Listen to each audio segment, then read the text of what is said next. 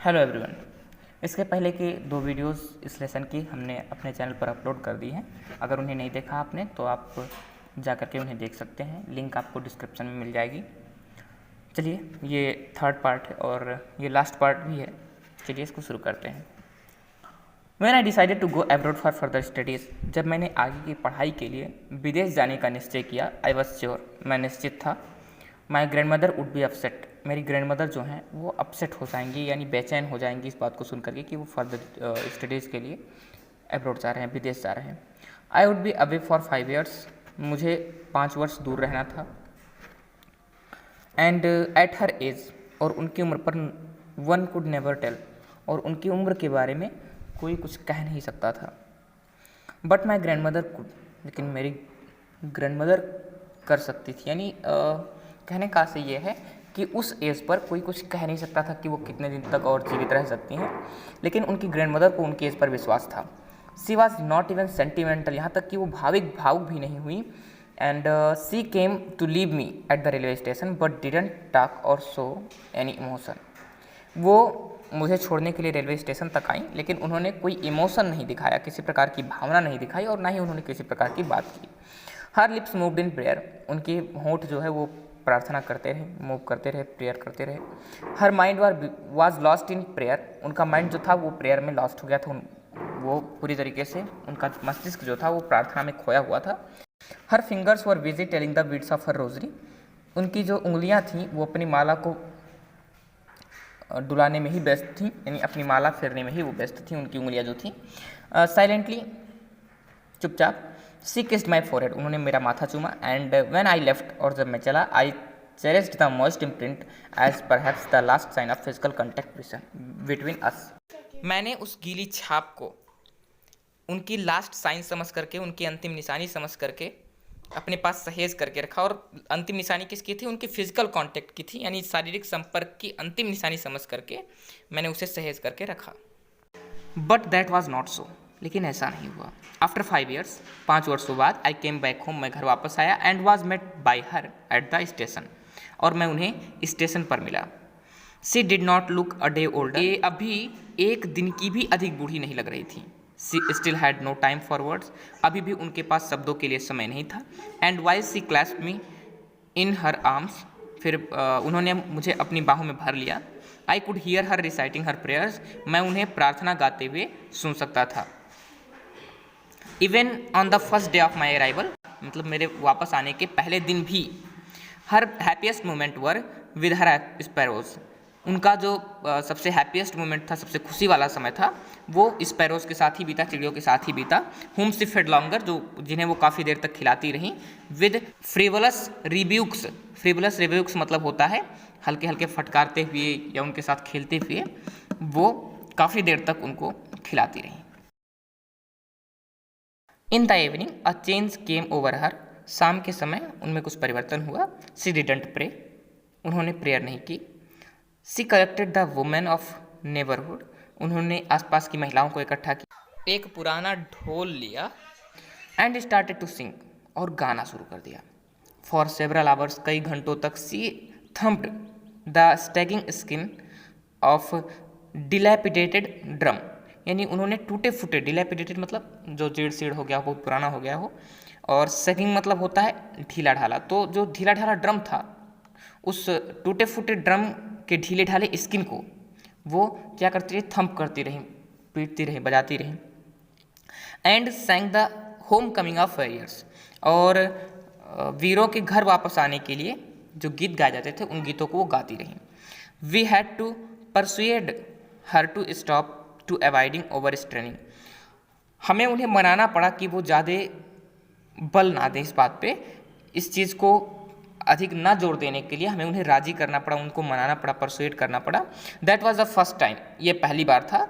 Since I had known her that she did not pray, यह पहला अवसर था जब से मैंने उन्हें देखा था कि उन्होंने प्रार्थना नहीं की थी, यानी बचपन से लेकर के आज तक पहले दिन इन्होंने देखा कि उस दिन उन्होंने प्रार्थना नहीं की थी।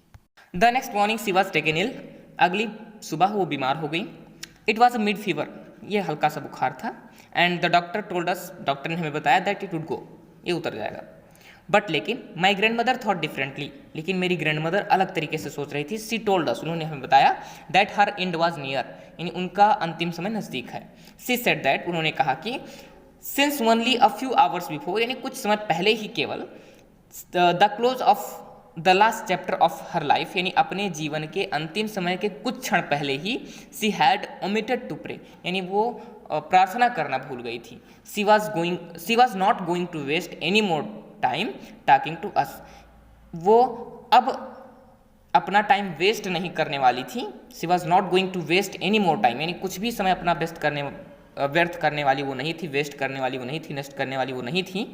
टॉकिंग टू अस, हमसे बात करते हुए, यानी अब वो पूरी तरीके से भगवान में लीन हो जाना चाहती थी। वो किसी तरीके से हम में से किसी से कोई बात करके अपना समय गंवाना नहीं चाहती थी।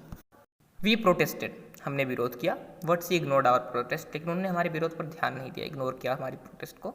सी lay peacefully in bed praying and telling her beads, वे शांतिपूर्वक बिस्तर पर लेट करके प्रार्थना कर रही थी और अपनी माला फेर रही थी। Even before we could suspect, इससे पहले कि हम किसी प्रकार का संदेह करते, हर लिप्स स्टॉप्ड मूविंग, उनके होंठ हिलने बंद हो गए। And the rosary fell from her lifeless finger, और माला जो थी उनकी लाइफलेस फिंगर्स से, यानी निर्जीव हाथ उंगलियों से नीचे गिर गई। A peaceful pallor spread on her face, एक शांत पीलापन उनके फेस पर फैल गया।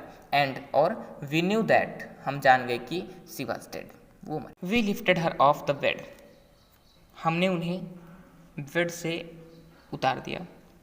एंड एज इट्स कस्टमरी, और जैसा कि हमारे रीति रिवाज हैं, laid her on the ground, हमने उन्हें भूमि पर लिटा दिया।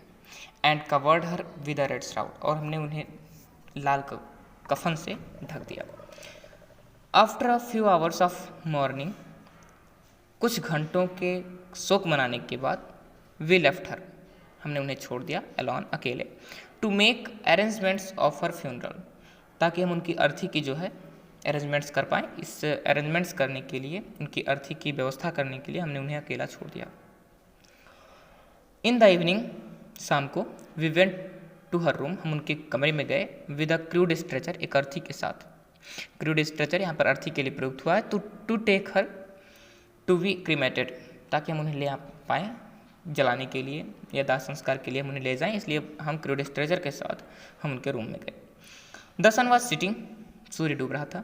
And had lit her room, और उसका रूम जो था, उनका रूम जो था वो प्रकाशित हुआ था। लिट मीन्स होता है प्रकाशित होना, तो सूर्य के डूबते समय उससे कुछ किरणें आ रही थी, जिसकी वजह से रूम पूरा प्रकाशित था। And the veranda with a blaze of golden light, और वरांदा भी जो था वो भी गोल्डन लाइट की किरण की वजह से वो भी प्रकाशित था।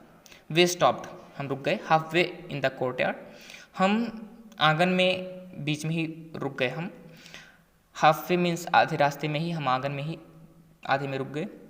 All over the veranda and in her room right up to where she lay dead and stiff wrapped in red shroud, thousands of sparrows sat scattered on the floor. पूरे बरामदे में तथा उनके कमरे में, जहाँ वे कफन से लेटी हुई कठोर रूप से पड़ी थी, हजारों चिड़ियाँ स्कैटर्ड थी, फैली हुई थी उस फर्श पर, बिखरी हुई थी। देयर वॉज नो चिरपिंग, किसी प्रकार की वो ची नहीं कर रही थी। We felt sorry for the birds, हमें पक्षियों के लिए दया आई। And my mother fetched some bread for them, और मेरी माँ उनके लिए कुछ रोटियाँ लेकर के आई। She broke it into little crumbs, उन्होंने इसको छोटे छोटे टुकड़ों में तोड़ा। The way my grandmother used to, जिस तरीके से मेरी ग्रैंड मदर करती थी। And threw it to them, और उसे उनके पास फेंक दिया। The sparrows took no notice of the bread, sparrows ने उस ब्रेड के टुकड़ों पर किसी प्रकार का कोई ध्यान नहीं दिया। When we carried my grand mothers corpse off, जब हम ग्रैंड मदर की अर्थी को लेकर के चले। दे फ्ल्यू अवे क्वाइटली, वो शांति से उड़ गई। नेक्स्ट मॉर्निंग, अगली सुबह, the sweeper swept the bread crumbs into the dustbin, अगली सुबह स्वीपर ने, यानी कि सफाई वालों ने, ब्रेड के टुकड़ों को डस्टबिन में सफाई करके डाल दिया। इकट्ठा किया ब्रेड के टुकड़ों को और उसको डस्टबिन में